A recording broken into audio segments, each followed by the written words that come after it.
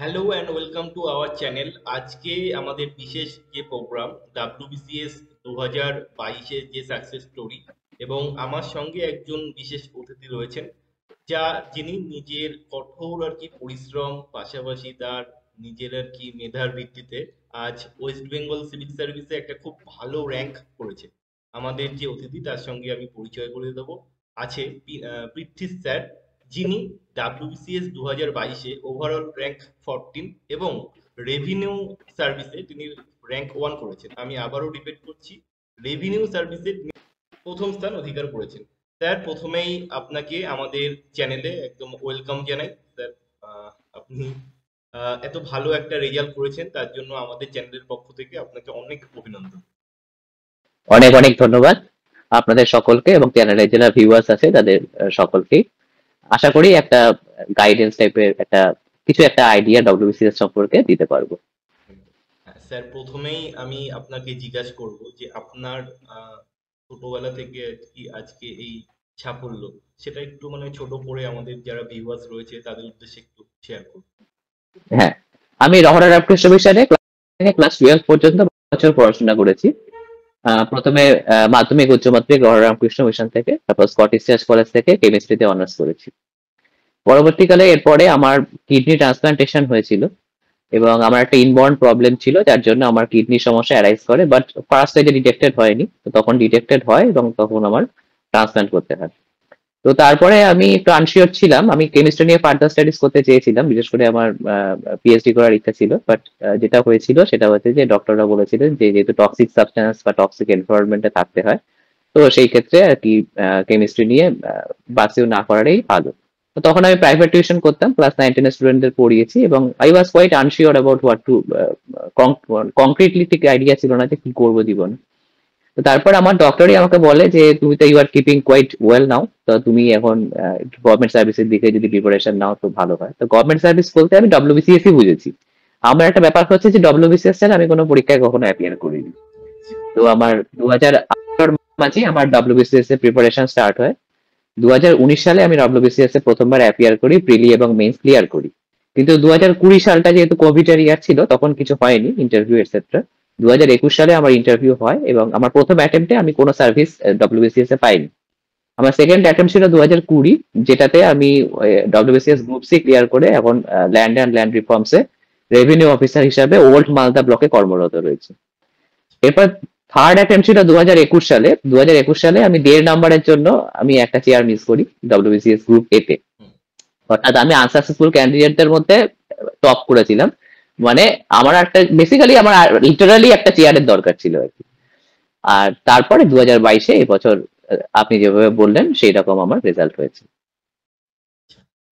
স্যারের সম্পর্কে আমরা সব জেনে নিলাম স্যারের মুখ থেকে। এটা খুবই একটা খারাপ বিষয় যে নিজের একটা ইচ্ছা ছিল আহ, যে একটা কেমিস্ট্রি নিয়ে এগোনোর, কিন্তু শারীরিক সমস্যার জন্য সেটা হয়নি। স্যার, আমি একটু জিজ্ঞাসা করবো যে আপনি বললেন আপনার কিডনি ট্রান্সফার হয়েছে, ঠিক আছে, তো এটা কত বছর বয়সে? না, এটা হয়েছে আজ থেকে আমার 11 বছর আগে। তো তারপর থেকে আমার একটা স্ট্রাগল পিরিয়ড ছিল। তবে ডব্লিউবিসিএস এর প্রিপারেশন নিতে বা ডব্লিউবিসিএস এ এন্টার করতে আমার কোনো সমস্যা হয়নি। আমার মেডিকেল টেস্ট করেই সমস্ত কিছু হয়েছে, যেমন সকলের হয়ে থাকে, এবং I was declared medically fit. কিন্তু এই যে ফিরে আসাটা, এটা একটু টাফ ছিল, কারণ সেই সময়টা মানে একটা ক্যারিয়ারের তখন প্রাইম টাইম ছিল। আমি সবে গ্র্যাডস কমপ্লিট করছি। তো সেই সময়টায় আমি বন্ধুদেরকে প্রতিষ্ঠিত হতে দেখতাম আর আমাকে তখন ডায়ালিসিস নিতে হতো। তো সেটা একটা খুব টাফ টাইম সেই সময় গেছে। সেটাই, সেই সময় আপনার ফ্যামিলি বা আপনার প্রতিবেশী বন্ধু বান্ধব তারা অবশ্যই আপনাকে সাপোর্ট করেছিল। আজকে তার জন্যই হ্যাঁ, হয়তো আপনি এত ওয়েস্ট বেঙ্গলের। হ্যাঁ। ফ্যামিলি সাপোর্টের তো কোনো বিকল্প হয় না। মানে এটা আমার ক্ষেত্রে ছাড়াও বাকি সমস্ত সাকসেসফুল ক্যান্ডিডেট কম বেশি স্বীকার করবেন যে ফ্যামিলি সাপোর্ট, কারণ এই প্রসেসটা খুব লং প্রসেস, এটা আপনারা সকলেই জানেন যে এমনি রেজাল্ট বেরোতে বেরোতেই অনেক সময় লেগে যায়। তো এই সময় ফ্যামিলি সাপোর্ট বা ফ্যামিলির একটুখানি প্রোটেকশন, যে যতদিন না সাকসেস পাচ্ছে আমরা অতটা প্রেশারাইজ করব না। তো সেটা খুব ইম্পর্টেন্ট, কারণ মাথাটা ঠান্ডা রেখে পড়াশোনার মধ্যে ডুবে থেকে পড়াশোনা করতে হয়। অন্তত এখন যা সময়সীমা তাতে অন্তত 2 ইয়ার্স, মানে 2 ইয়ার্স ইজ লিস্ট। ঠিক আছে, 3 to 4 CRC হচ্ছে একটা অ্যাভারেজ টাইম, যে 3 থেকে 4 বছর সময় ডব্লিউবিসিএস এর জন্য আপনাকে দিতে হবে, এবং এই সময়টুকু ফ্যামিলি প্রেশারটা যেন একদম কনস্ট্যান্ট থাকে, মানে ফ্যামিলির মানে সাপোর্টটা যেন একদম কনস্ট্যান্ট থাকে, নট প্রেশার। আচ্ছা আচ্ছা। স্যারের কাছ থেকে আমি একটু জিজ্ঞাসা করবো যে আপনি এখন একটা আর কি জবে রয়েছেন, যেটা ডাব্লিউবিসিএস গ্রুপ সি পোস্ট। তো সেখান থেকে দাঁড়িয়ে ডাব্লিউবিসিএস প্রিপারেশন বা ইন্টারভিউ প্রিপারেশন, মানে একটা চাকরিগত অবস্থায়, তো সেটা আর কি মানে ডিউটির পর কিভাবে সময় দিতেন? না, অ্যাকচুয়ালি মোটিভেশনটা থাকতে পারে, সময় বার করা সম্ভব, এটা অনেক সময় হয়, যেহেতু আমাদের একটা খুব ট্যাক্সিং জব করতে হয়, রেভিনিউ অফিসারের জব বা জয়েন্ট বিডিওর জব, এটা খুব মানে ট্যাক্সিং জব আর কি। তো সেটা বাড়ি ফিরে তারপর নিজেকে মোটিভেট করা বা পড়তে বসা, এটা তখনই সম্ভব যখন একটা ড্রিম থাকে, বা মানুষ ড্রিম ফুলফিল করার জন্য যখন এগিয়ে আসে। তো সেই ক্ষেত্রে একটা খুব কনস্ট্রাকটিভ ভাবে করতে হয়। আর ডব্লিউবিসিএস এর প্রিপারেশনের কতগুলো স্টেজও থাকে। এবার আমার একটা স্টেজ অলরেডি আমি পার করে এসেছি রেভিনিউ অফিসার হিসেবে চাকরি পাওয়ার আগে। তো একটা কথা আমার স্বীকার করতে দ্বিধা নেই, যে আমি যখন চাকরিরত অবস্থায় যে প্রিপারেশনটা নিয়েছি, তখন অলরেডি আমার প্রিপারেশনটা একটা স্টেজে রয়েছে, I am just polishing it off. চাকরি পাওয়ার পরে I just polished it off, আমি একটু বেটারমেন্ট করেছি। ঠিক আছে, তো আমি যে পুরো প্রিপারেশনটাই চাকরিরত ভাবে নিয়েছি এমন তো নয়। কাজেই আমার ক্ষেত্রে অনেকটাই তৈরি হওয়ার জায়গা ছিল, কাজেই সেটা আমাকে অনেকটা এগিয়েও রেখেছে প্রিপারেশন স্টেজে। একদম। পেছনে ফিরে যাব। সেটা আর কি যখন আর কি আপনার একদম গ্র্যাজুয়েশন কমপ্লিট হলো, ঠিক আছে? বা যখন আপনি এই যে ডাব্লিউবিসিএস পরীক্ষার প্রিপারেশন নেব, এই সিদ্ধান্তটা নিলেন, তো তখন থেকে একদম ১ম জব পাওয়ার আগের মুহূর্তটা, এটা একটু শেয়ার করুন। সেই সময় আপনি কিভাবে প্রস্তুতি শুরু করেছিলেন? আপনার বুক স্ট্র্যাটেজি কেমন ছিল? সেটা আর কি। শিওর। গ্র্যাজুয়েশনের পর পরেই আমি ডব্লিউবিসিএস এর প্রিপারেশন নেওয়া স্টার্ট করিনি। প্রথমত গ্র্যাজুয়েশনের বহু বছর পরে আমি ডব্লিউবিসিএস এর প্রিপারেশন নেওয়া স্টার্ট করেছি। আমি 2018-র মাঝামাঝি যখন ডব্লিউবিসিএস এর প্রিপারেশন নেওয়া স্টার্ট করি, তখন আমার প্রথম বই ছিল হচ্ছে নিতিন সিংহানিয়া স্যারের ডব্লিউবিসিএস ম্যানুয়াল। আর আহ, জীবন মুখোপাধ্যায়ের ইতিহাস বইটা ছিল, কার্তিক চন্দ্র মন্ডলের ভূগোল বইটা ছিল, আর তার সাথে লক্ষ্মীকান্তের ছিল হচ্ছে পলিটি। আর তখন রমেশ সিং এর ইকোনমি পড়তে হতো, বাট প্রথমেই রমেশ সিং দিয়ে শুরু করা তো সম্ভব নয়। তো আমাদের তরুণ গোয়ালের বইয়ের যে ইকোনমিক্স পার্টটা ছিল, ওটা দিয়ে আমার ইকোনমিক্স প্রিপারেশন স্টার্ট হয়েছে। পরে আমি যখন প্রথমবারই প্রিলি ক্লিয়ার করলাম, তখন আমি রাজীব হাইডের যে স্পেকট্রামের যে ইতিহাস বইটা ছিল সেটা নিলাম বড় বই হিসাবে। কারণ তখনও না বানসাল ত্রিপাঠী আসেনি 2019 সালে। তো স্পেকট্রামের বইটা দিয়ে স্টার্ট করলাম। আর তখন মাজিদ হোসেনের জিওগ্রাফি বইটা নিলাম, কিন্তু মাজিদ হোসেনের বইয়ের পুরোটা পড়ার দরকার হয় না, সিলেক্টিভলি পড়তে হয়। আর পলিটি তো লক্ষ্মীকান্ত ছিলই, লক্ষ্মীকান্তের সাথে আর কিছু পড়িনি, প্রথমবার শুধু লক্ষ্মীকান্তই পড়েছি। আর ইকোনমিক্স তখন আহ, প্রথমে প্রিলি স্টেজে যেমন আমি তরুণ গোয়ালের বই থেকে ইকোনমিক্স পার্টটা পড়েছি, মেইন স্টেজে গিয়ে আমি অবশ্যই রমেশ সিং পড়েছি। তো এরপরে 2020-র প্রিপারেশনে যে দুটো বই আমি অ্যাড অন করলাম, সেটা হচ্ছে বানসাল ত্রিপাঠীর যে মডার্ন ইন্ডিয়ান হিস্ট্রি রয়েছে, সেই বইটা আমি 2020 সালে অ্যাড অন করলাম হিস্ট্রি প্রিপারেশনে, এই জিও হিস্ট্রি প্রিপারেশনে। আর ইকোনমিক্স এর প্রিপারেশনে তখন তো নিতিন সিংহানিয়া স্যারের বইটা অ্যাভেলেবল হয়ে গেল, তো সেটা অ্যাড অন করেছি 2020-তে। 2021-এ আমার অ্যাড অন হয়েছে যে জিওগ্রাফির ক্ষেত্রে অরবিন্দ কুমারের পেরিয়ার পাবলিকেশনের একটা বই রয়েছে। ওই বইটা জিওগ্রাফির ক্ষেত্রে খুবই সুন্দর একটা বই, সেইটা। আর ওয়েস্ট বেঙ্গল জিওগ্রাফির ক্ষেত্রে তো এখন অতটা ইম্পর্টেন্স নেই, তাও নইওসিয়া ট্যারিহ্যান্টের যে বইটা আছে, অথবা চন্দ্র মন্ডলের বই থেকে পশ্চিমবঙ্গ পাঠটা পড়াই যেতে পারে। জিওগ্রাফির ক্ষেত্রে কিন্তু ম্যাপ অ্যানালাইসিস করে পড়াটা খুব দরকার, তো অক্সফোর্ডের যে ফুল অ্যাটলাস বইটা রয়েছে ওটা কিন্তু পাশে রেখে সবসময় প্রিপারেশন নিতে হবে। আর লক্ষ্মীকান্তের ক্ষেত্রে তো পড়েছি, পলিটির জন্য লক্ষ্মীকান্ত পড়েছি, তার সাথে ওই তখন এখন যেমন নতুন এডিশনের লক্ষ্মীকান্তে ল্যান্ডমার্ক জাজমেন্ট অফ সুপ্রিম কোর্টে অ্যাড করে দিয়েছে, কিন্তু তখন ছিল না। ওই জন্য আহ, টাটা ম্যাকগ্রো হিলের যে ল্যান্ডমার্ক জাজমেন্টের বইটা রয়েছে সুপ্রিম কোর্টে, সেটা আমি তখন লক্ষ্মীকান্তের সাথে 21-এর প্রিপারেশনে অ্যাড করে ফেলি। ঠিক আছে, আর নীতিন সিংহানিয়া স্যারের ইকোনমিক্স বইটা পড়লেই মোটামুটি ইকোনমিক্স প্রিপারেশন হয়ে যায়। আচ্ছা, পাশাপাশি সায়েন্সের কথাটা আমি বলছি না, একেবারে সায়েন্সের ক্ষেত্রে এনসিইআরটি বই থেকে পড়লে তো ভালোই। যারা এনসিইআরটির বই পড়তে চান না, তারা ওয়েস্ট বেঙ্গল বোর্ডের 9, 10, 11, 12-এর যাবতীয় বই কিনে ফেলতে হবে। কি বলে, ফিজিক্যাল সায়েন্স মানে ফিজিক্স, কেমিস্ট্রি এবং বায়োলজি, 9, 10, 11, 12টা কিন্তু পড়তে হবে। 11, 12-এর ক্ষেত্রে মোটা জয়েন্টের বইগুলো দরকার নেই, 11, 12-এর জন্য পার্টিকুলার বোর্ডের অনেক পাতলা বই পাওয়া যায়, সেই বইগুলো এবং 9, 10-এর ওয়েস্ট বেঙ্গল বোর্ডের বইগুলো কম্বাইন করে পড়লে পরে কিন্তু সায়েন্সের প্রিপারেশন উঠে যাবে। আর 2020 সাল থেকে 19 সাল পর্যন্ত ম্যাথমেটিক্স এর কোশ্চেনের মধ্যে আমরা শুধুমাত্র পাটিগণিতই বুঝতাম, কিন্তু আমরা দেখতে পেলাম 2020 সাল থেকে প্রচুর পরিমাণে অ্যাডভান্স ম্যাথমেটিক্স কিন্তু ঢুকে যাচ্ছে আমাদের অঙ্ক কোশ্চেন, এবং ওটাই ডিসাইডিং হয়ে যাচ্ছে। কাজেই যে সমস্ত বইগুলো সিজিএল এর জন্য পড়তে হয়, আমাদের সত্যি কথা বলতে ডব্লিউবিসিএস এর যে পেপার নাম্বার 6 থাকে ওটা স্ট্যান্ডার্ডটা থাকে হচ্ছে সিজিএল এর থেকে একটু নিচে, আর সিএইচএস এর থেকে একটু ওপরে। ঠিক আছে, একটা মিডল স্ট্যান্ডার্ডে কোশ্চেন করা হয়। The question actually easier than CGL but more difficult than CHS. ঠিক আছে, তো সিজিএল বেসড প্রিপারেশন যদি আপনি ম্যাথসের জন্য নিতে পারেন, তাহলে পরে কি হবে, আপনার পুরো ডব্লিউবিসিএস সিলেবাসটাই ম্যাথের সিলেবাসটুকু কিন্তু খুব সুন্দরভাবে কভার হয়ে যাবে। এই জন্য সিজিএল এর জন্য যে প্রচুর বই মার্কেটে অ্যাভেলেবেল রয়েছে, তাদের যে কোনো একটা নিয়ে প্র্যাকটিস শুরু করলেই হবে। আচ্ছা, আরেকটা ব্যাপার হচ্ছে গিয়ে যে আমি কিন্তু একটা বই প্রচুরবার বারে বারে পড়তাম, কিন্তু এরকমটা নয় যে আমি একটা বই পড়তাম। মানে অনেক ক্ষেত্রেই আমি যে বইগুলো অলরেডি বললাম যে বিভিন্ন সময় আমার অ্যাড অন হয়েছে, এরকম অ্যাড অন হওয়ার গল্প কিন্তু চলতেই থাকতো। যেমন 2019 সালে আমি রাজীব ভাইয়ের স্পেকট্রাম পড়ে পরীক্ষা দিয়েছি, 2020 সালে আমি তার সাথে বনসাল ত্রিপাঠী অ্যাড করেছি, আবার 2021 সালে তার সাথে আমি আরো একটা ছোট্ট বই অ্যাড করে ফেলেছিলাম, বিকজ আমি বারবার পড়তে পড়তে বোর হয়ে যাই। তো তখন সেটাতে ছিল শেখর বাসুর একটা বই ছিল ফ্রম প্লেসি টু পার্টিশন। ঠিক আছে, তো এই ধরনের বই কিন্তু আমি সমস্ত পড়ে গেছি। এবার যাদের সেই ক্যাপাসিটি আছে তাদের পক্ষে এটা ভালো, আর যাদের সেই ক্যাপাসিটি নেই তাদেরও একটুখানি ক্যাপাসিটি বিল্ড আপের চেষ্টা করতে হবে। আরেকটা যেটা ব্যাপার রয়েছে যে এমসিকিউ, এমসিকিউর ব্যাপারটা ইম্পর্টেন্ট।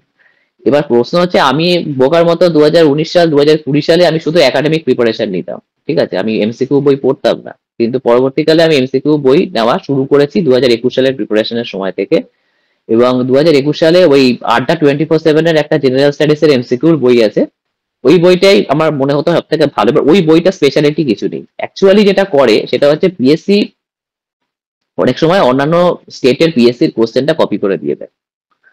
এবার এই আড্ডা 24/7 এর যে 21,000+ সম্ভবত বইটার নাম, ওর যে এমসিকিউ বইটা রয়েছে, সেই বইটার বৈশিষ্ট্যই হচ্ছে যে ওতে অন্যান্য পিএসসি কোশ্চেন গুলো কভার করা আছে, other than CGL and other exams. ঠিক আছে, অন্যান্য স্টেটের পিএসসি, এবং সেইগুলোই হচ্ছে আমাদের ডব্লিউবিপিএসসির একটা টার্গেট পয়েন্ট থাকে। কি হ্যাভিং সেড দ্যাট, আমার মনে হয়েছে 2022, 2023 এবং টু সাম এক্সটেন্ট 2021-এর পরীক্ষা দিয়ে যে পিএসসি এখন অনেকটা পাল্টে ফেলেছে নিজেকে। একটা সময় ছিল যখন আমরা 2019 সালের কি 20 সালের পরীক্ষা দিচ্ছি, যে জিএস সাবজেক্টের কোশ্চেন গুলো আমরা হল থেকে বেরিয়ে এসে যেই গুগলে ফেলতাম, সঙ্গে সঙ্গে গুগলে উত্তর চলে আসতো এবং সঙ্গে সঙ্গে দেখিয়ে দিত যে এটা কোন পিএসসি, কোন কর্ণাটক পিএসসি 2016-র কোশ্চেন, এরকম। ঠিক আছে, কিন্তু এখনকার কোশ্চেন গুলো আপনি যখন ফেলছেন, তখন দেখবেন যে সেগুলো কিন্তু পার্টিকুলারলি কোনো পিএসসি এর কোশ্চেন অনেকগুলোই নেই। মানে পিএসসি এখন অনেক খেটে খুঁটে নিজে থেকে কোশ্চেন তৈরি করে দিচ্ছে। কাজেই এখনকার রেসপেক্টে যারা 2024 ডব্লিউবিসিএস টার্গেট করছে, তাদেরকে আমি এই কথাটা বলতে পারি যে তোমাদের কিন্তু একাডেমিক প্রিপারেশনটাও স্ট্রং হওয়া দরকার। শুধুমাত্র এমসিকিউ প্রিপারেশনটা স্ট্রং হলেই কিন্তু এখন আর হবে না, কারণ ওরকম কপি করার ট্রেন্ডটা কিন্তু চলে গেছে। এইটা হচ্ছে মোটামুটি, আর বাকি থাকে ডেসক্রিপটিভ আর অপশনাল। এবার ডেসক্রিপটিভ এর ক্ষেত্রে যেটা ব্যাপার সেটা হচ্ছে গিয়ে যে একজন, আমার মনে হয় এক্ষেত্রে একজন টিচারের গাইডেন্স নেওয়া দরকার, যিনি তোমার খাতাগুলো চেক করে দেবেন। খাতা চেক আর করা দ্বিতীয় খুব যে ব্যাপারটা, হ্যাঁ, আর দ্বিতীয় যে ব্যাপারটা সেটা হচ্ছে ডেসক্রিপটিভ এর ক্ষেত্রে একটু বই পড়তে হবে, একটু নিউজ পেপার পড়তে হবে। মানে আমি একদমই সাহিত্য পড়তে ভালোবাসি না, তাহলে সাহিত্যে আমি ভালো নম্বর পাবো এক্সপেকটেশনটা রাখা উচিত না। অথচ সাহিত্যে কিন্তু এখন 140, 150 নম্বর স্কোর করা সম্ভব হচ্ছে। এবার কেউ যদি 100 নম্বর স্কোর করে এবং কেউ যদি 140 নম্বর স্কোর করে, তাই যে 40 নম্বরের ডিফারেন্সটা হয়, এটা কিন্তু হিস্ট্রি পেপার দিয়ে মেক আপ করা যাবে না। দুটো ভালো ক্যান্ডিডেটের মধ্যে হিস্ট্রিতে কখনো 40 নম্বরের ডিফারেন্স থাকে না, কিন্তু দুটো ভালো ক্যান্ডিডেটের মধ্যে ইংলিশ বা বাংলা পেপারে 40-এর ডিফারেন্স হয়। এটা কিন্তু আপনাকে স্বীকার করতে হবে। সো একটু বাইরের বই পড়া, একটু নিউজ পেপার পড়া ডেসক্রিপটিভে, এগুলো খুব ইম্পর্টেন্ট। স্যার, এইটাই। আপনার অপশনাল পেপার কি ছিল? অ্যান্থ্রোপোলজি ছিল। আচ্ছা, অ্যানথ্রোপোলজি। আমি জিজ্ঞাসা করবো যে মানে অপশনাল অ্যানথ্রোপোলজি নেওয়ার ডিসিশনটা কেন? আর মানে ফিউচারে যারা আর কি অপশনাল আর কি চুজ করবে, তো সেক্ষেত্রে তার কোন বিষয়গুলো মাথায় রেখে তারপর অপশনাল আর কি চুজ করা উচিত? ঠিক, এখানে আমার ডিসিশনটা যে খুব একটা ওয়াইজ ডিসিশন হয়েছিল আমি আজকে দাঁড়িয়ে সেই কথা বলবো না। আমার ধারণা, আমার কেমিস্ট্রিতে গ্রাজুয়েশন ছিল, আমি যদি কেমিস্ট্রি অপশনাল রাখতাম, তাহলে পরে আজকে হয়তো আমার ডব্লিউবিসিএস এর জন্য, মানে ডব্লিউবিসিএস এর গ্রুপ এ ক্র্যাক করার জন্য আমাকে হয়তো ফোর্থ টাইম পর্যন্ত পড়াশোনার দরকার হতো না। ঠিক আছে, আমি হয়তো সেকেন্ড টাইমে ডব্লিউবিসিএস গ্রুপ সি ক্র্যাক না করে গ্রুপ এই হয়তো ক্র্যাক করতে পারতাম মেবি। এর কারণ হিসেবে আমার এটা মনে হয় যে একটা খুব ভালো কন্ডিশন আছে যে সব থেকে ভালো নম্বর কোন অপশনাল গুলোতে ওঠে।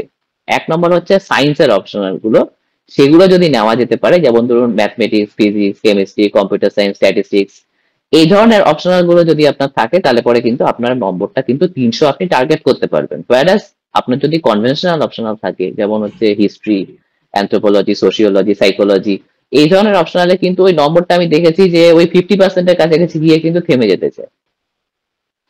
ঠিক আছে, তো এবার যে কেউ তো আর ম্যাথ অপশনাল নিয়ে পড়তে পারবে না, সেই নিতে পারবে যার ম্যাথ গ্রাজুয়েশনে ছিল। হুম, ঠিক আছে, তো যদি সায়েন্সের স্টুডেন্টরা থাকে এবং সায়েন্সের স্টুডেন্টরা যদি তাদের গ্রাজুয়েশন সাবজেক্টটিকে যদি অপশনাল সাবজেক্ট হিসাবে রাখে, তাহলে কিন্তু তারা ডব্লিউবিসিএস এর বাকিদের থেকে একটু এগিয়ে থাকবে নিঃসন্দেহে। তো এরকম যদি ক্যান্ডিডেট ভিউয়ারদের মধ্যে কেউ থেকে থাকেন যিনি সায়েন্স নিয়ে গ্রাজুয়েশন করেছেন, তাহলে তার প্রথমেই কনসিডার করা উচিত যে সেই সাবজেক্টটিকে অপশনাল হিসাবে নেওয়া। আচ্ছা এটাই আমার স্যার। মনে হয়। স্যার খুব ভালো করে মানে একদম টু দা পয়েন্ট আর কি অ্যান্সার দিয়ে দিচ্ছে। যারা এই ভিডিওটা দেখে প্রিপারেশন শুরু করবেন, অবশ্যই তারা এই কথাগুলো মাথায় রাখবেন। যখনই অপশনাল চুজের অপশনটা আসবে, তখন নিজের সাবজেক্টটাকে অবশ্যই গুরুত্ব দিন। যদি না মনে হয় তা সেক্ষেত্রে আপনারা ভিন্ন যে সাবজেক্টগুলো আর কি রয়েছে, অবশ্যই যারা সায়েন্সের রয়েছেন সেক্ষেত্রে সায়েন্স ব্যাকগ্রাউন্ডের যে সাবজেক্টগুলো রয়েছে যথেষ্ট স্কোরিং, ম্যাথে তো মানে খুব ভালো স্কোর করা যায়, তাই তো? সবে সবেতেই ফিজিক্স, কেমিস্ট্রি, ম্যাথ, আপনি কোনটা ছেড়ে কোনটা ধরবেন, সবই 300-র ওপর স্কোর পৌঁছে যাওয়া যায়। আচ্ছা, আচ্ছা। তো এবার একটু জিজ্ঞাসা করবো যে আপনার অ্যানথ্রোপোলজির প্রিপারেশনটা কেমন ছিল? অ্যানথ্রোপোলজি যেহেতু ফোর্থ অ্যাটেম্পটে পরীক্ষা দিয়েছি, দীর্ঘ সময় ধরে অ্যানথ্রোপোলজি পড়ছি। অ্যানথ্রোপোলজির ক্ষেত্রে যেটা আগে ট্রেন্ড ছিল যে বড় বড় কোশ্চেন দিত, 40 মার্কস দিয়ে দিত। হুম, এখন ট্রেন্ড হচ্ছে ছোট ছোট কোশ্চেন দেয় এবং সেগুলো 10+10+10 এরকম ভেঙে ভেঙে দেওয়া হয়। এর ফলশ্রুতি হিসেবে কি হয়েছে, সিলেবাসের প্রায় এভরি নুক অ্যান্ড কর্নার থেকে এখন কোশ্চেন করা হয়। ফলে আপনি কোন একটা জায়গা যদি বাদ দিয়ে যাবেন, ইনএভিটেবলি পরীক্ষার কোনো না কোনো পার্টে কিন্তু ওই জায়গার কোশ্চেন আপনার থাকবেই। তো এখনকার বেস্ট পসিবল একটা সময় ছিল যে আমরা গত 5-6 বছরের বা 7-8 বছরের অ্যানথ্রোপোলজির কোশ্চেন সামনে এনে সেটাই ভালো করে তৈরি করে যেতাম। কিন্তু এখন হচ্ছে আপনাকে পাশে সিলেবাসটি রেখে আপনাকে অ্যানথ্রোপোলজির প্রিপারেশন নিতে হবে। ঠিক আছে, যে সিলেবাসের কোনো অংশ বাদ দিয়ে যাচ্ছি না তো। কারণ 10+10+10 করে কিন্তু ওরা প্রায় পুরো সিলেবাস থেকে কোশ্চেন করার এখন একটা স্কোপ পেয়ে যাচ্ছে। ঠিক আছে, তো একদম সিলেবাসটা পাশে বসে যদি আপনার নোটে বা আপনার বইতে যদি সেটা না থাকে, আপনি ইন্টারনেট থেকে সংগ্রহ করে নিন সেটা সম্পর্কে। ইন্টারনেট এখন ইজিলি অ্যাভেলেবল। ঠিক আছে, তো সেই জায়গা সম্পর্কে আপনি ইন্টারনেট থেকে দেখে নিজেই একটা নোট বানিয়ে, যেটা আপনার নোটে, যেটা সিলেবাসে আছে কিন্তু আপনার নোটে নেই, বা আপনার কাছে যে অ্যাভেলেবল বুকস আছে সেখানে নেই। হুম। ঠিক আছে, একদম সিলেবাসটা কভার করে টিক দিয়ে রাখবেন যে আমার এই পার্টটা কভার, তো টিকড। আচ্ছা স্যার, এবার আমি একটু আসবো সেটা হলো ইন্টারভিউ নিয়ে। আপনার আগে একটা ইন্টারভিউ ছিল, আবার বর্তমান মানে লাস্ট আর কি গ্রুপ এর আর কি ইন্টারভিউ ছিল। তো সেক্ষেত্রে আপনি প্রস্তুতি কিভাবে শুরু করেছিলেন, আর যখন আর কি ইন্টারভিউ বোর্ডে গেলেন, আমি লাস্টের যে ইন্টারভিউ আর কি যেটা আর কি ফেস করেছেন, সেই বিষয়ের অভিজ্ঞতাটা একটু জানতে চাই। ইন্টারভিউতে আমার যেহেতু চতুর্থ ইন্টারভিউ, তো 4বার অভিজ্ঞতা হয়েছে, তো প্রত্যেকবারে যেটা কমন ফ্যাক্টর হচ্ছে কিন্তু আপনাকে ওখানে কমফোর্টেবল ফিল করায়। বোর্ড কিন্তু এরকম নয় যে প্রচন্ড হোস্টাইল থাকে, আপনার দেখে প্রচন্ড ভয় লাগবে, আপনার ঘাম আসবে। ঘাম যখন আসে এটা আপনার দোষেই আছে, আপনি যদি প্রচন্ড টেনশন করতে করতে ইন্টারভিউ বোর্ডে ঢোকেন তো আপনার ঘাম হবে, এবং সেটা একেবারেই উচিত না। নম্বর ছিল হচ্ছে 132, যেটা সেকেন্ড হাইস্ট। আর ডব্লিউবিসিএস 2022-এ আমি আশা করি ভালো নম্বরই পেয়েছি যখন আমার র্যাঙ্কটা উপরের দিকে এসেছে। এবার প্রত্যেকটাই যে আমি সমস্ত কোশ্চেনের উত্তর পেরেছি এমনটা কিন্তু একেবারেই নয়। ঠিক আছে, আমি কিন্তু অনেক ক্ষেত্রেই আছে যেখানে অনেক সময় কোশ্চেনের উত্তর পারিনি, যে হবার সবকিছু জানার মধ্যে থাকে না। কিন্তু how I am handling at that point of time, যে আমি কোশ্চেন গুলো তখন যেগুলো পারছি না সেগুলোর সময় আমার রিয়াকশন কেমন হচ্ছে, how I am handling myself rather than the questions. ঠিক আছে, how composed I were during those times যখন আমি পারছি না।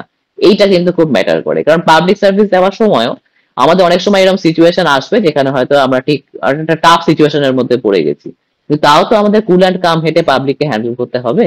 কাজে যে সময় আমরা পারছি না সে সময় যে একটা স্মাইল ধরে রাখা, স্মাইল মানে তো হা হা করে হাসা নয়, just to keep have a smile on your face, এই যে ব্যাপারটা, ঠিক আছে, এইটা কিন্তু খুব ইম্পর্টেন্ট।